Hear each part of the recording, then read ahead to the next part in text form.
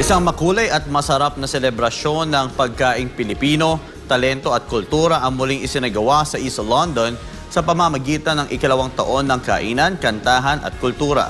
Si Rose Ann Samion magbabalita. Isinagawa ang ikalawang taon ng kainan, kantahan at kultura noong Mayo 17 sa Heritage Arts and Center sa East London. Inorganisa ito sa pakikipagtulungan ng Germination Digital Events at Filipino Thrive. Punong-puno ang venue ng iba't ibang Filipino traders mula sa iba't ibang bahagi ng London at mga kalapit na lungsod. Tampok ang samot-saring pagkaing Pilipino, mga putaheng agad nagpaalala sa mga dumalo ng lasa at alaala ng Pilipinas. Hindi lang ito basta food fest, isa itong makulay na selebrasyon ng kabuang kulturang Pilipino. Bukod sa pagkain, itinampok din ang mga lokal na produkto gaya ng alahas, skincare, kasuotan at maging recruitment agencies. Nagkaroon din ng raffle draws na lalong nagpasaya sa mga bisita.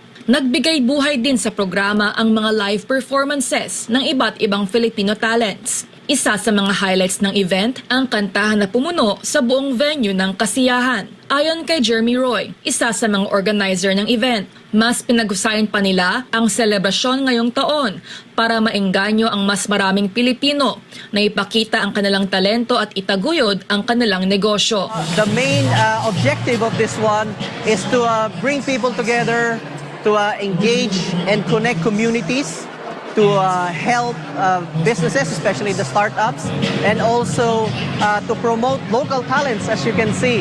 And moving forward, we would like to make this bigger and every year to make everybody aware that we have this event as a platform for them to actually get themselves known as businesses and also as for local talents as well. Isa sa mga layunin ng event ay mabigyan ng pagkakataon ang mga lokal na artists na maipamalas ang kanilang talento. Para kina Ford at Ira, napakalaking bagay na maging bahagi ng ganitong okasyon. It was really nice, a good opportunity for us to showcase our talent. We're very grateful for this opportunity. It was fun. Food is great as well. Love the food. Sobrang napaka-grateful namin. Of all the talented Filipinos na nandito sa London, we were chosen as one of the performers. So maraming salamat. Malaki rin ang naging pasasalamat ng mga negosyante na nakasali sa event. Bukod sa kita, naging daan din ito upang makilala ang kanilang produkto at makahalubilo ang mga kapwa Pilipino. I think it's important to have Filipino events like this. Just so you know, some people can't go home regularly, and some people don't even have time to cook their own Filipino food. And sometimes it's nice just to go out, go to meet other people, mingle, network, and also just to enjoy and have a good time. Para naman kay Nick, co-owner ng Boodle Fight, mahalagang bukas ang ganitong events hindi lamang sa mga Pilipino, kundi maging sa mas malawak na komunidad sa UK. A lot of the Filipino events are very for their own community, whereas this one really gets us out in the heart of the community and gets other people apart from Filipinos to see about our culture and learn about, our great food and our great culture. Sa panig naman ni Zoe, owner ng Aking Sinta, ang ganitong mga pagtitipon ay mahalaga para kilalanin ang Filipino community sa UK at mapalakas ang ugnayan ng mga Pilipino abroad. So it's nice to have these spaces and supporting kapwa Filipino traders as well.